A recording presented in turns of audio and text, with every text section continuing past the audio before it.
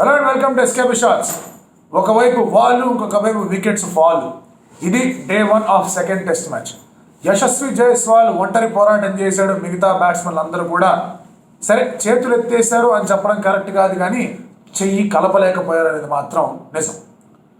Day 1 కంప్లీట్గా dominate చేయాల్సిన team India కాస్తో కూస్తో ఇంగ్లాండ్కి కొంత అప్పగించింది అని చెప్పుకోవడంలో కూడా ఎటువంటి డౌట్ లేదు. సో ఈ డే 1 ఎలా వెళ్ళింది, ఈ టెస్ట్ మ్యాచ్లో ఇండియా ఎక్కడి నుంచి ఉంది, what India needs to do అనే విషయంపై let's get start.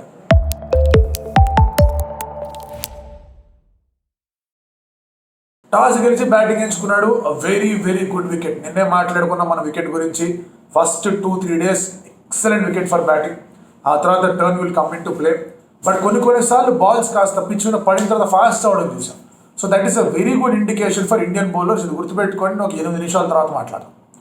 So India batting చేసిన తర్వాత వారు బ్యాటింగ్ చేసేటప్పుడు స్టార్టింగ్లో ఆండర్సన్ వచ్చి బాగా ఇబ్బంది పెట్టాడు. Anderson was beating ball. 7 spill దాకా వేసాడు ఆండర్సన్ ఇవాళ, కొంచెం హీట్ ఉన్న రోజున. అండ్ అలాంటి తను వేస్తున్నాడు, అదే ఛాలెంజ్ చేస్తూనే ఉన్నాడు. అఫ్ కోర్స్ 5 సార్లు గిల్ని డిస్మిస్ చేశాడు. ఇవాళ డిస్మిస్తో కలుపుకొని he did bowl really well. Ben Stokes ఆ స్టేట్మెంట్ ఇచ్చాడు. జో రూట్ తాను కెప్టెన్గా ఉన్నప్పుడు ఎక్కువగా అతను బౌలర్గా యూటిలైజ్ చేసుకోలేకపోయాడు. కేవలం 1-2 సార్లు బౌలర్గా వేశాడు. కానీ ఇప్పుడు నేను కెప్టెన్గా ఉన్న తర్వాత I will use Joe Root more as a bowler. So అదే నేపథ్యంలో జో రూట్కి న్యూ బాల్ ఇవ్వడం, బౌలింగ్ చేయమని చెప్పడం.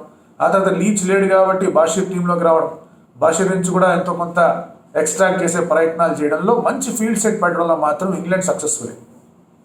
ఇండియా చాలా కాషియస్గా స్టార్ట్ చేసింది. సాధారణంగా ఏమనుకుంటామంటే ఒక very good wicket to bat. Rohit Sharma, Yashasvi Jaiswal ఇద్దరు అగ్రెసివ్ స్ట్రోక్ మేకర్స్, బాగా ఆడేస్తారు, కుమ్మేస్తారు అనుకుంటున్న టైంలో ఇండియా స్టార్టెడ్ ఆఫ్ అన్ వెరీ వెరీ కాషియస్ నోట్. దానికి కారణం జేమ్స్ ఆండర్సన్ బౌలింగ్. ఇంకోటి ఏంటంటే కనుక ఆ వికెట్ అప్పుడే ఇవ్వకూడదు, కొంచెం ఆగుదాం అని ఒక చిన్న థాట్ ప్రాసెస్ అనేది రోహిత్ శర్మ మైండ్లో పడుతూ వచ్చింది. Because Anderson was bowling too good. అక్కడ వికెట్ పడింది అంటే కనుక మళ్ళీ ఆండర్సన్ ఎవరికైతే గిల్ మీద మంచి రికార్డు ఉందో తను, and then you have Shreyas Iyer, Rajat Patidar, K S Bharat, ఇలాంటి ఒక టీం వచ్చేస్తుంది. ఇలా కాదు అని చెప్పేసి కొంచెం జాగ్రత్తగా ఆడారు. And that work out also. Yashasvi Jaiswal then took off, బాగా ఆడడం మొదలుపెట్టాడు. అండ్ రోహిత్ శర్మ ఒక బాల్ ఆలీపోప్ చేతిలోకి చౌట్ అయిపోయాడు. ఎట్ అనదర్ ఫెయిల్యూర్ రోహిత్ శర్మకి టెస్ట్ మ్యాచెస్లో మనం మాట్లాడుకుంటే కనుక. అండ్ ఇటువంటి పిచ్చెస్ మీద is expected to score kind of pitch మీద అవుట్ అయిపోతే కనుక, ఎస్పెషల్లీ ఇది కొంచెం వీకర్ బ్యాటింగ్ లైనప్ ఉన్న టీంతో కాస్త ఇబ్బందిగానే ఉంటుంది. బట్ లకీలీ యశస్వి జైస్వాల్ మాత్రం పాతుకుపోయాడు. ఆ తర్వాత శుభ్మన్ గిల్ వచ్చిన తర్వాత ఎడ్జు, థిక్ ఎడ్జు, బీట్ అని ఇవన్నీ కనిపించిన స్పిన్నర్ల మీద మాత్రం ఇద్దరు అటాక్ చేశారు. సడన్గా రన్ రేట్ పెరిగిపోయింది. అంతా బాగానే ఉంది అనుకుంటున్న టైంలో Shubman Gill got out to James Anderson. అరే ఇదేం కావాలరా బాబు అనుకున్నారు. సరే ఇంకా ఎట్లాగైనా సరే మళ్ళీ ఒక పార్ట్నర్షిప్ అనేది తీసుకొని రావాలని Yashasvi and Shreyas Iyer stuck together. బాగానే పార్ట్నర్షిప్ వెళ్తుంది అనుకుంటున్న టైంలో యశస్వి జైస్వాల్ అదరగొట్టాడు. నాక్లో ఆ ఇంటెన్సిటీ పెంచాడు, ఆ స్ట్రైక్ రేట్ పెరుగుతూ వెళ్ళింది. తను ఆడిన షాట్స్, ఎస్పెషల్లీ తన కవర్ డ్రైవ్స్ ఏవైతే ఆడాడు, అమేజింగ్ కవర్ డ్రైవ్స్ ఆడాడు. కొంతమందికి స్వీప్ షాట్లు ఎక్కువ ఇష్టం ఉండొచ్చు కాక, కొంతమందికి ఆ లాఫ్టెడ్ షాట్లు ఆ సిక్స్లు ఎక్కువ ఇష్టం ఉండొచ్చు కాక, ఫుల్ టాస్ లాగి పెట్టి ఒకటి పీకాడు, అది బాగా ఇష్టం ఉండొచ్చేమో. కానీ the kind of cover drives ఈ ప్లేడ్, అది యాక్చువల్లీ డిఫైన్స్ వై ఈ ఇన్నింగ్స్లో తను అంత లాంగ్గా నిలబడగలిగాడు, ఇంత పెద్ద స్కోర్ కొట్టగలిగాడు. ఇండియా సాధించిన మొత్తంలో ఆల్మోస్ట్ మీకు ఒక 57-60% స్కోర్ తన దగ్గర నుంచే వచ్చింది అంటే కనుక ఎంతటి కాన్సన్ట్రేషన్ చూపించడానికి చూస్తాం. మన సాధారణంగా ఏమైపోతుందంటే బాగా ఆడుతున్న బ్యాట్స్మెన్ షాట్ల గురించి మాట్లాడుకుంటాం కానీ తన ఫోకస్ గురించి మాట్లాడు. Yashasvi Jaiswal showed Immaculate focus. కొంచెం ఇబ్బంది ఏదైనా బాల్ ఏదైనా వచ్చిందంటే ఇక్కడ ఇమ్మీడియట్గా మళ్ళీ తన తర్వాత అంతే ఫోకస్తో ఆడి, లేదు దట్ ఈస్ జస్ట్ వన్ యాబరేషన్ అన్నట్టుగా ఆడి. ఈ టైం అనేది ఇబ్బంది పడినది చాలా తక్కువ బాల్స్. శ్రేయస్ బాగా ఆడుతారు అనుకుంటున్న టైంలో శ్రేయస్ అవుట్ అయ్యాడు. సరే తర్వాత రజత్ పటిదార్ వచ్చాడు. రజత్ పటి అప్పటికే యశస్వి జైస్వాల్ అదరగొట్టాడు, బాగానే ఉంది, 3 డిజిట్ మార్క్ అందుకున్నాడు. వీళ్ళిద్దరి మధ్య పార్ట్నర్షిప్ కూడా బాగా వెళ్తోంది. రజత్ అండర్స్టాండబుల్లీ సో కొంచెం కాషియస్గా ఆడుతూ ఉన్నాడు. తర్వాత తను కూడా పికప్ అవుతున్నాడు అనుకుంటున్న టైంలో అదొక అన్ఫార్చునేట్ డిస్మిస్. బాల్ బౌన్స్ అయింది, వికెట్ల మీదకి వెళ్తుంటే వికెట్ నుంచి పక్కకి దందాం అనుకున్నాడు, ఫుట్బాల్ ఆడుతూ సెల్ఫ్ గోల్ అయింది, వికెట్ కొట్టుకున్నాడు, అవుట్ అయ్యాడు. సో రజత్ పటిదార్ అవుట్ అయిన తర్వాత మీకు 4 వికెట్లు పడ్డాయి. Your sending in Axar Patel. I felt ఇంకొంచెం ముందు రావాల్సింది అక్షర్ పటేల్. రజత్ పటిదార్ కన్నా ముందే వచ్చి ఉండాల్సింది. కానీ మళ్ళీ అదే మిస్టేక్ ఏం చేశారు అక్షర్ పటేల్తో అంటే, అతని దగ్గరికి వెళ్ళి బాబు నువ్వు ప్రాపర్ బ్యాట్స్మెన్గా ఆడినాయని అని చెప్పినట్టున్నారు, లేదా అతనికి కమ్యూనికేషన్ ఇవ్వకుండా ఉన్నట్టున్నారు. అండ్ హీ ఫెల్ట్ ఒకవేళ తనకి నిజంగా అనిపించుంటే అందులో తప్పు లేదు, ఎందుకంటే దెర్ ఇస్ నో జడేజా. ఇక్కడ మీకు కుల్దీప్ యాదవ్ ఉన్నాడు, తర్వాత ముఖేష్ వచ్చే టీంలోకి సిరాజ్కి రెస్ట్ ఇచ్చారు. అండ్ రెస్ట్ ఎందుకు ఇచ్చారనే క్వశ్చన్స్ మీరు వేస్తే కనుక ప్రాబబ్లీ బౌలర్స్ రొటేట్ చేయాలి. 5 టెస్ట్ మ్యాచ్లు ఉన్నాయి, ఆ తర్వాత వాళ్ళు మళ్ళీ ఐపీఎల్ ఆడతారు, మళ్ళీ T20 ఉంది, ఈ తతంగం అంతా ఉంది కాబట్టి బౌలర్ని రెస్ట్లో ఉంచడం చాలా ఇంపార్టెంట్. అండ్ మనం ఏమనుకున్నాం అంటే నలుగురు స్పిన్నర్తో వెళ్తారంటే ఆ పని మాత్రం చేయాలి. They got in 2 fast bowlers. ఆ ఆలోచన వరకు చాలా మంచి ఆలోచన, రోహిత్ శర్మది కానీ రాహుల్ ద్రవిడ్ది కానీ, అందులో డౌట్ లేదు. So Axar Patel point of వ్యూలో ఈ realize that okay fine, Jaddu లేడు కాబట్టి నేను కొంచెం జాగ్రత్తగా ఆడితే స్కోర్ని ముందుకు తీసుకెళ్ళచ్చు. ఆ జాగ్రత్త అనే దాంట్లోనే కొంచెం ఇబ్బందులు ఉన్నాయి, ఎస్పెషల్లీ ఇటువంటి సర్ఫేసెస్ మీద. సో తను బాగా ఆడుతున్న టైంలో తను గట్టి కొట్టబోయి తను అవుట్ అయ్యాడు. తర్వాత భరత్ వచ్చాడు. భరత్ వచ్చేసరికి స్టేడియంలో ఫుల్ ఊపు వచ్చింది, అసలు మామూలు ఊపు లేదు. మనం 2 4 6 కొట్టేసరికి దేక్తడి పోచమ్మూడ అనే స్టైల్లో అనుకున్నారు అందరూ. కేఎస్ భరత్ ఇంకంతే సంగతి ఇంకా చూపిస్తాడంతే. విశాఖ నుంచి కొడితే ఆ కొట్టుడు వాళ్ళు అక్కడి నుంచి విశాఖ నుంచి కోనసీమలోకి వచ్చేయాలి, అక్కడి నుంచి పట్టిసీమలోకి వెళ్ళిపోవాలి, అక్కడి నుంచి కృష్ణా గోదావరి డెల్టాకి వచ్చేయాలి, అక్కడి నుంచి ఎక్కడ పోతారు వాళ్ళకి తెలియకుండా పోవాలన్నట్టుగా ఆలోచించారు అందరూ. అవి ఏమీ జరగకుండా మనం స్ట్రైట్గా పాయింట్లో కొట్టాడు. భరత్కి ఈ డిస్మిస్సల్ అనేది తనకి చాలా డిసప్పాయింట్మెంట్, కోపం, ఫ్రస్ట్రేషన్ తెచ్చిపెడుతుంది. అండ్ ఐ థింక్ అటు రోహిత్ శర్మ కానీ లేదా విక్రమ్ రాథోడ్ కానీ లేదంటే రాహుల్ ద్రవిడ్ కానీ should have a word with.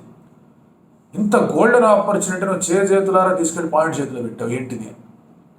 ఎందుకంటే తను ఉండుంటే 5 నిమిషాలు అయిపోయింది గేమ్, 5-6 నిమిషాల గేమ్ అయిపోయింది, స్టంప్స్ వచ్చేసి. తను ఉండుంటే, తను జాగ్రత్తగా ఆడి ఉంటే, తను అంత గట్టిగా కొట్టకుండా ఉండుంటే, ఆ క్యారీడ్ అవే అయిపోకుండా ఉండుంటే 2 4 6 కొట్టాడు కాబట్టి హీ వుడ్ హావ్ స్టేడ్. 10 రన్లు ఎక్స్ట్రా వచ్చేది, ఇండియా 5 వికెట్లే పడి ఉండేది, బెటర్ పొజిషన్లో ఉండేది, 400 రావడానికి అన్ని ఆస్కారాలు సుస్పష్టంగా కనిపించేది. అలా కాకుండా తను అవుట్ అవ్వడం, మళ్ళీ లాస్ట్ ఒక 5 నిమిషాల పాటులో అశ్విన్ ఎక్స్పోజ్ చేయడం, అక్కడ అది చాలా డేంజరస్గా పడే సిచ్యువేషన్. ఆ రిస్క్ తీసుకొని కొట్టడం కరెక్టే కాదనట్లా, రిస్క్ తీసుకొని కొట్టడం వేరు, బాల్ కనిపించింది కదా లాగిపెట్టి పీకుదాం అనుకుని చేతిలో కొట్టడం వేరు. ఇక్కడ ఏమవుతుందంటే ఈ బ్యాస్ బాల్ లేకపోతే లేదా ఫాస్ట్గా ఆడడం, నాకు aggressive intent, what ever the influence that Indian batters have, వాళ్ళు ఏం చేస్తున్నారంటే అవుట్ అయిన ప్రతి ఒక్కళ్ళు కూడా ఒక రోహిత్ శర్మ అని తర్వాత రజత్ పటిదార్ని పక్కన పెట్టాడు. అది Rajat Patidar bounce did and Rohit Sharma fine leg lines ఆడదాం అనుకున్నాడు, బాల్ ఫాస్ట్గా వచ్చింది, అది కుదరలేకపోయింది. మిగతా వాళ్ళందరూ గట్టి షాట్లు ఆడేది అవుట్ అయ్యారు, గట్టి కొట్టబోయి అవుట్ అయ్యారు. సో ఇలాంటి పరిస్థితుల్లో India should definitely look in to it. Vikram Rathod batting కోచ్గా ఇటువంటి విషయాలు తన ఇన్పుట్ కావాలి. ట్రై అండ్ హిట్, కానీ గట్టి కొట్టకండి. అశ్విన్ వచ్చాడు లాస్ట్ ఓవర్, తను లాగిపెట్టి వీకాడు, వాడు ఎక్కడ కూడా బాల్ని సముద్రం కొట్టాలనుకోవాలి, మామూలుగానే కొడదాం అనుకున్నాడు, ఆ బాల్ వెళ్ళింది బౌండరీకి. సో అదే రీతిలో యశస్వి జైస్వాల్ గట్టి కొడతాడు. యశస్వి జైస్వాల్ ఎక్కడ కూడా బాల్ ఏసీఏ విడిసే స్టేడియం నుంచి ఊడాపారికి కొడదాం అనుకోవాలి, అక్కడే ఆడాడు. So timing the ball is very important when you're playing aggressive నాక్స్.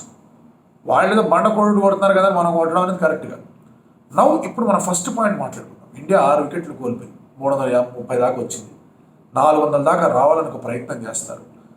ఈ ఫస్ట్ సెషన్లో అట్లీస్ట్ వికెట్లు పడిపోకుండా ఉండాలి, ఆల్అౌట్ కాకుండా ఉండాలి, అట్లీస్ట్ సెకండ్ సెషన్ మధ్యలో దాకా తీసుకెళ్ళాలి, కుదిరితే సెకండ్ సెషన్ కూడా ఆడాలని కోరుకుంటారు.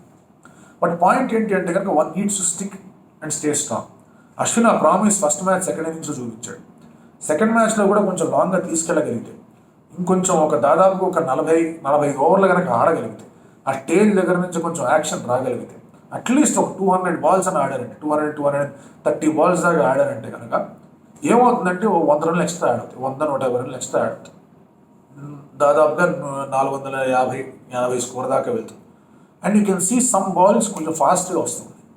ఆ ఫాస్ట్గా వచ్చే బాల్స్ వల్ల ఏమవుతుందంటే కొన్నిసార్లు ఒకవేళ లెదర్ మీద పడినప్పుడు లేదా సీమ్ మీద పడినప్పుడు అనుకోని విధంగా ఫాస్ట్గానే రావచ్చు, బౌన్స్ అవ్వచ్చు. ఇక్కడ అక్షర్ పటేల్ చాలా డేంజరస్గా తయారవుతాడు. Ashwin can also become very dangerous, especially తను ఆర్మ్ బాల్స్ కానీ రాంగర్ వన్స్ కానీ వేసాడంటే కనుక ఫాస్ట్గా ఆఫ్ ద పిచ్ ట్రావెల్ అంటే ఎడ్జ్ తీసుకెళ్ళి స్లిప్పులు చేతిలో పడితే స్లిప్పులు ముందుగా. సో ఆ ఫాస్ట్నెస్, ఆ టర్న్ ఏదైతే కొన్ని బాల్స్లో కనిపించాయో అవి ఇండియన్ అడ్వాంటేజ్ ఖచ్చితంగా వస్తాయి. కానీ ఎప్పుడు వస్తాయి, ఎలా వస్తాయి, ఎంతటి కన్సిస్టెంట్ లెంగ్త్ చేస్తారనేది చాలా ఇంపార్టెంట్. ఇంగ్లాండ్ చాలా అద్భుతమైన రీతిలో లెంగ్త్ బౌలింగ్ బాగా వేశారు. మనవాళ్ళు ఫస్ట్ టెస్ట్ మ్యాచ్లో సరిగ్గా బౌలింగ్ చేయాలి, ఆ లెంగ్త్లు మెయింటైన్ చేస్తే కనుక అత్యద్భుతంగా ఉంటుంది. But today star is Yashasvi Jaiswal. తను ఆడుతున్న విధానం కానీ, తన డెబ్యూ ఇన్నింగ్స్ కానీ, మన ఫస్ట్ మ్యాచ్లో ఆడిన ఫస్ట్ ఇన్నింగ్స్ కానీ, ఈ ఇన్నింగ్స్ కానీ, టెస్ట్ మ్యాచ్లో ఎంత బండ కొట్టుడు కొడుతున్నా, ఎంత హ్యాపీగా ఆడుతున్నా, ఎంత ఫ్రీ ఫ్లోయింగ్ ఇన్నింగ్స్ ఆడుతున్నా, ఒక ఫోకస్డ్ హెడ్ ఉంది, ఒక కామ్ హెడ్ ఉందని కనిపిస్తాం. సో యశస్వి భవ అండ్ లెట్స్ హోప్ ఇంకా కంటిన్యూ అవ్వాలి ఆ ఇన్నింగ్స్ అని. అండ్ ఇండియా కొంచెం ఒడి దగ్గర పెట్టుకుని బౌలింగ్ చేస్తుందనే ఆశతో